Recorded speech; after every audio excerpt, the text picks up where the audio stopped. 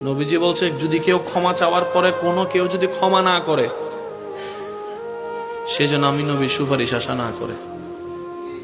খুব মারাত্মক কথা, কিন্তু সেজন্য নবীজি বলছেন, হে আমার উম্মত, যা জামিলা হয়েছে, যার সাথে হয়েছে, তুমি ক্ষমা করে দাও, তুমি ক্ষমা করে দাও। সে ক্ষমা চাক না চাক তুমি মাফ করে দাও।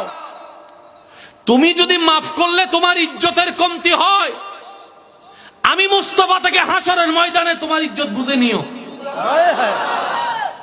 বিশ্বাস করেন, প্রতিশোধের যতটুকু শান্তি তার চাইতে বড় শান্তি হচ্ছে মাফ করে দেওয়া।